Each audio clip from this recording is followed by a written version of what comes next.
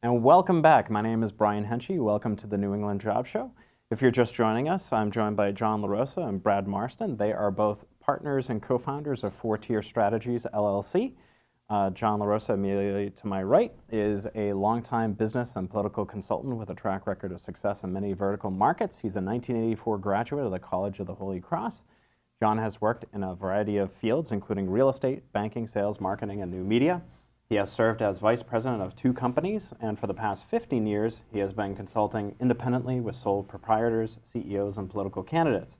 Most recently, he served as director of new media and online fundraising for the Be Lot for Congress campaign, and he has been nominated for several awards for his efforts, including the Aristotle Award for mobile campaigning for work on the Sean Be Lot for Congress campaign. To my far right is Brad Marston. He is, again, a co-founder and partner of Four Tier Strategies. Brad most recently was a candidate for state representative in the 8th Suffolk District. He's a former national chairman of McCainVictory08.com.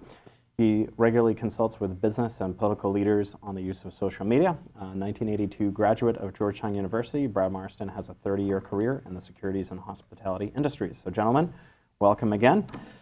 And we were just talking about becoming an expert in your field and really developing yourself as a brand via social media. So please tell us more about that.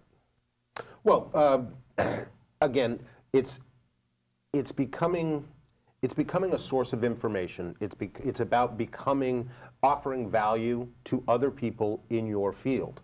And it may be finding interesting video clips or blog posts or articles about your particular field. It's about following other experts, whether you friend them on Facebook, follow them on LinkedIn, follow them on Twitter. So if they're an acknowledged expert in their field and you're following them, then you're probably going to have a chance to learn something from them, promote, because they're on Twitter, Facebook, LinkedIn for a reason, promote their content. I mean, you'd mentioned in the earlier segment that you were looking at a job, I believe, in broadcast radio journalism. Yep. Imagine what would happen if you had a tweet on Twitter to an interesting article, and Maria Stefanos from Fox News saw it and went, at Brian Henchy posted a great article about. Well, then all of a sudden you may be talking indirectly to 15,000 people who are obviously interested in the news business, and it's almost a secondhand commendation, referral, et cetera. Well, actually, just as a quick aside, I just want to ask, overall, I know when it comes to social media, I mean, between all the messages coming through LinkedIn, through all the tweets, for those of you who do not follow at JSL Consulting, he sends about, is it fair to say about 10,000 tweets a day? Or it's much higher. There's a lot of social media messages being sent out every single day, and just the volume of it is so overwhelming to a lot of job searchers and a lot of people in general. So, well, job searchers can actually narrow their focus if that's all they want to do is search for a job. If that's their sole purpose, you can actually narrow by city, you can narrow by industry, you can narrow by subject matter. Yes, you can. If you pay Brad and I, we can certainly and that's certainly at give you Four Tier Strategies. Yes. There are many tricks to narrowing the focus and filtering out some of the nonsense. There's also especially the nonsense that comes from me on Twitter, because I try to be an amateur comedian. Actually, every single tweet from you is important. Thank you. You're welcome. Thank you. I'll pay you later. But in fact, there are applications like TweetDeck, for example, where you can break things up by categories. And we're getting a little more technical than we might have wanted to, but you can actually break things down by topic. So you see all these tweets related to job search. You can filter them. And Brad can talk a little bit more about TweetDeck if we want to go that direction. But there are many ways to filter out the content so that you can see over here, okay, John's joking around about this. Brad's talking about politics here. These folks are talking about sports. This is my news feed. And this feed over here is all about the types of people I really want to connect with to get a job in X industry. So Yeah, I would recommend that. I mean, I did it in preparing to be on because John and I are political consultants. We're not job consultants. So I Googled and Binged social media job search, and there were 11 or 12 million hits returned. But there's just great information there with direct links to the various websites. Twello, which is sort of Twitter Yellow Book, and jobs.search.twitter.com. But I recommend that your viewers do that search because that'll give them the real links to the sites that'll show them how they can use use it to segment and focus their search. The other thing, another website to go to is ping.fm. Because it aggregates, instead of having to go over and update your Twitter, then go and update your LinkedIn, then go update your Facebook, it's one interface where you post it once and it immediately populates all your social media platforms. And then as far as finding information, LinkedIn is now linked with Twitter. And there are... If you want it to be, right? If you want it to be. Right. But what's great there is you have industry groups.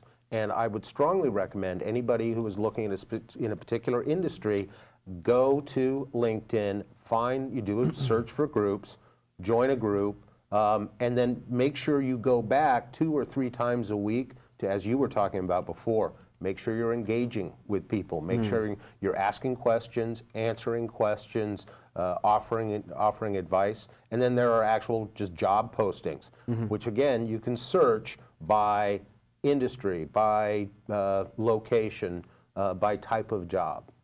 So from your point of view in terms of using social media to get a job and via becoming an expert in your field, you talked about linking other people's videos, linking articles, linking blogs, basically being a content provider to other people and having provider. A value provider.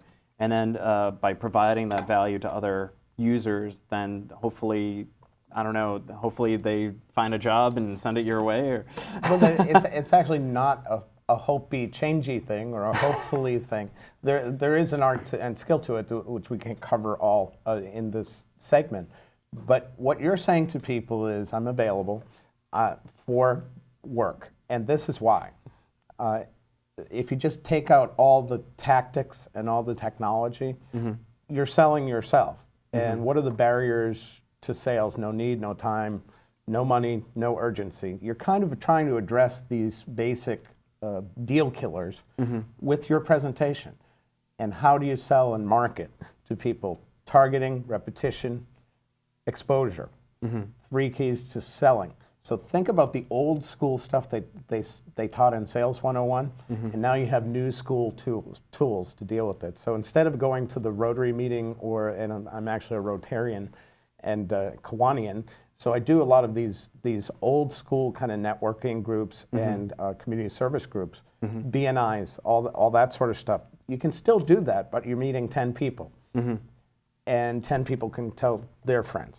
Now, instead of doing that, you're meeting thousands of people at once online. So the old they told 2 friends and so on commercial is now they told 2,000 friends and so on and so on. So I think you have to look back at your purpose for being there, look at the barriers to your success, look at your strengths, and project that. And so it's kind of it's a bigger picture discussion than well, you need to go on Twitter and do X, Y, or Z. You need to think about who you are and what value you offer to a prospective employer. And I think there are ways to do that. And I think we could show you off camera some of the tricks of the trade. Not for you, not a lot of money. But a whole lot of money. Right. But just think, targeting, repetition, exposure, keys to sales, right? Any marketing campaign, so you can't just tweet once and show up 3 months later. So you have to be active and involved. To whom are you being active or engaging? So the LinkedIn groups we discussed, Right. instead of just joining a group and disappearing, you're not going to stand out that way. You post questions in the group, you're actively answering questions, you're building your brand as, boy, this guy has a head on his shoulders. And then you start personal relationships with people, whether it's on the phone, email, et cetera, that transcend all this stuff. And then you actually build a network. So old-fashioned networking with new school tools actually works. Wow. Well, I know for me, typically I've gone to lots of network groups. Actually, for me, it's kind of different because I've been trying to switch careers from computer engineering into broadcasting. So trying to make that switch has been a little bit more challenging than I expected it to be. So, but I do know that in terms of the interaction that's going on in social media, that a lot of the time I find that with everybody sending out all the different messages, I know I alluded to this in the first segment, but that it's very important to try to make sure that what you're sending out is important, valuable, and like you said, becoming a value provider. Actually, did you want to make sure that we cover this before we run out of time? Oh, that's just sort of the breakdown of where companies are using, and clearly it's slide number 2. Most companies are on LinkedIn because that's what it was set up for. It was a business and professional networking event. But again, that number is sort of deceiving now that LinkedIn and Twitter are linked up, and you can also link it so anything you put on Facebook automatically goes to your other platforms. But I think the other thing that's probably important to note, I mean, it's still, it's still a shoe leather, apply for jobs kind of thing, but companies are now searching social media as part of their candidate evaluation. So they're going to, look at, is he on Twitter? Is he on Facebook? Is he a player in the conversation that's of interest to them? So in summary, get out, use social media, make sure that you're providing value to other people. Whatever your strengths are, project that out to the world. What else am I missing? Be real, be human, be fun, But be professional, and be professional. because that's what you're out there doing, is to forward yourself in your profession. Well, John and Brad, thank you so much for joining us today on the New England Job Show. Thanks for having us. And my name is Brian Henchy. I appreciate you joining us today, and thank you for tuning in to the New England Job Show.